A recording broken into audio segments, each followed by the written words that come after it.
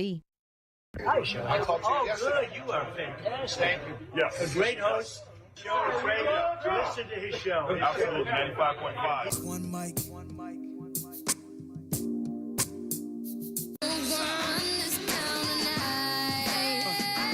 Shelley Winter Show, live, local, topical, and relevant, my friends. So we've got a lot to talk about tonight. I'm going all around the world tonight, but we've got to start in Texas. The verdict came down. I thought it was going to be manslaughter, but it came down as murder. Breaking news right while I was getting ready to come on the air and continuing to do show prep in the Karmelo Anthony case in Texas. That's what I'm talking about. They found him. They convicted him. The jury convicted him of murder after 3 hours of deliberation, and the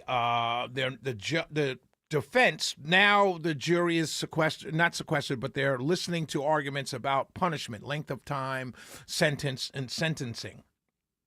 And so that's what's going on right now. Since I came on air, I don't know that it's changed from that, but that's what they're listening to. And the defense has put forth an argument that the jury should think about something called passion crime. In other words, you're caught up in the passion of the moment, and you react, and you commit this crime that you did not intend on doing. And the defense is arguing that the jury should consider that. Now, the judge has not ruled. It's called sudden passion defense. Now, the judge has not ruled on it, but he has allowed them to make that mercy ahead of sentencing. The defense has, and it's a legal term that allows a criminal to argue they were in an intense emotional state when they committed wrongdoing, and it could reduce his murder to second-degree felony. So we'll keep an eye on that to see what happens. Here's what I have to say, and it is my opinion. Two young men at 17, 18 years old, lives completely obliterated. One's dead. One will never talk to his parents again. One's parents, brother, will never see him again. They will never sit at a Thanksgiving dinner again. The other one, his life is messed up too. Two men. Let's not concern ourselves right now with the color of their skin, because that's what people want you to do. Let's just concern ourselves with two young men whose lives are completely upended. All because of a fight, all because of an argument, all because of nothing. Nothing. Absolutely nothing. That's what we're faced with in this country right now. And I'm looking at people, and I got to call them out, like Matt Walsh, who's online talking about he should be a death penalty. He should be dead right now. And I'm thinking to myself, you're a Christian, really? That's how you talk as a Christian? I remember when the kid shot up South Carolina church, and I remember the people in that church not screaming for the death penalty for that young man, but as true Christians, not just fake Christians, not just wannabe Christians, not just people who say it online so they can get clicks and get a group of people to follow them. They said, "We forgive you. We pray for your soul." He shot up a church. White kid. Shot up a church. And the people who lost loved ones in that church prayed for his soul, prayed for him. That's what Christians do. Fake Christians call for the death penalty. Fake Christians call to put a man in the ground because they murdered somebody. Now, here's what I want to say. That's what I say to that side. That side of humanity.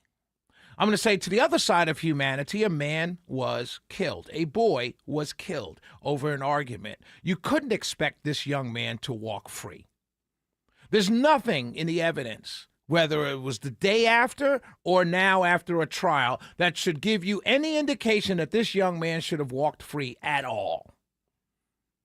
It wasn't an all-white jury. There just weren't any blacks on the jury, but it wasn't an all-white jury. Big difference. The other insulting part is to think that because I'm black or Joe is black or Sam is black, that they're automatically going to rule in favor of murder or manslaughter. The other side of the aisle is to always believe that the white man or some white woman or some Middle Eastern woman or an Indian woman or Hispanic man is going to rule against you because you're black. Always forgetting a kid was killed for shoving another kid after being told, don't touch me or you'll see what happens. That's what happened. And now 2 lives are ruined. I saw a clip where a young lady's talking about, what do I tell my 5 boys? What do I tell my 5 boys? And I'm thinking to myself, what do you mean, what do you tell your 5 boys? Don't kill anybody. I mean, isn't that quite simple? Don't kill anybody. What if they get in my face? Don't kill anybody. If they get in your face with a knife, then you're able to use a knife to defend yourself. If they get in your face with a gun, you're able to defend yourself with a gun. But if someone just basically shoves you, you're not allowed to stab them. You will go to jail. And depending on where you live, you may get a harsher sentence than most. That's the lesson here. Nobody's talking about it. I'm not here to bury Mr. Anthony. I knew he was going to go to jail. Whether he lived in New York, Atlanta, or Texas, he was going to jail, period. The self-defense argument did not fly. And it wouldn't fly anywhere in the country, not with 12 normal people, white or black. But I do want to point this out to everybody. Let me play some sound for you really quickly before I bring it all the way full circle to where we live in this country right now. If this true, I don't believe it. The time for hate is over. This is a war. This is a war. This is a war. And it's been going on. This war been going on. They never stop being racist. They ain't never stop being racist. And I think at a certain point, you've got to sit back and say, is this a psyop? Are they trying to do this to us? Everybody? White, black, everybody? Matt Walsh, this lady, black activists? Are they trying to rile us up and get us out in the streets killing each other? Because that's what it seems to me. A young man in Atlanta, Georgia, his name is Javon Easterling. On Friday, he goes to KIPP Atlanta Collegiate. A senior, rising senior, student athlete studying engineering. Guess where he was? He was leaving Georgia Tech and an engineering program at Georgia Tech, a college, a technical college, one of the top technical schools in the country. This young man at 17 years old was leaving Friday evening from an engineering program after going to KIPP Atlanta Collegiate, a rising senior, and got shot on the train by another man. Wasn't a MAGA supporter, wasn't a Republican, wasn't a white man, was another brother with a long, lengthy rap sheet. Just shot him. His bag kept the bullet from going into his chest. Since Friday, he's undergone several surgeries. This man is scarred for life. He's one of my best and brightest. This kid was on his way. He was going to marry, have children, and propel forward positive African-American family life. He wasn't getting in trouble. He wasn't going to kill anybody. He wasn't going to stab anybody. Yet not a soul in this city went to that hospital to pray with Javon Easterling. Not a soul has talked about him. But you know who has? The federal government has. The federal government has come in to pick up his case. Because for some reason in this city, black life only matters. In this country, I should say. A black life only matters when it's taken at the hands of a white man. Period. That's the only time it matters. The old adage stands true in this situation. The white man's ice is colder. The white man's ice bullets are harder. The white man's knife is sharper. Javon Easterling almost lost his life on a MARTA train, leaving a Georgia Tech engineering program. And not a single person said a word. An African-American grandmother got stabbed 15 times on MARTA. Not a single person marched. Not a single person said anything. Oh, but in Texas, I'm supposed to hear in Georgia jump up and down and be outraged because a kid got shoved by another kid and he stabbed them in the heart, and now he's found guilty of murder. What world are we living in?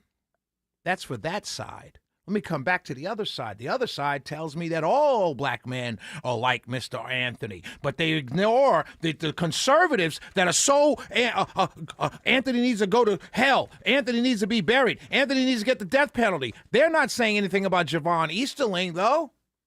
Why not? Because Javon Easterling's not a thug. He's not a thug that you can paint a picture of in order to cover everybody else. The whole country is like this. The whole country is like this. You know why it's like this? Because everyone's making money off the internet. And you have people following it because they think in their mind, yeah, Karmelo Anthony, he's a thug. Hey, what about Javon Easterling? Never heard of him. Didn't talk about him on Fox. That's our problem, ladies and gentlemen. If we can at some point stop allowing ourselves to be divided along these lines, maybe at some point we could come together and get rid of the people who are pushing the divisiveness on both sides. It's possible. It can happen if we can just bury our prejudices, bury our racism, bury our hate, bury our stupid emotionalism, and look at each other and say, hey, man, yeah, and that kid is wrong. Maybe he gets life. Maybe he gets 20 years, 25 years, but he should get punished. Hey, what about the Easterling kid? Man, what can we do for that family? They've got a GoFundMe. Why don't you find it and donate? Because that was a good kid.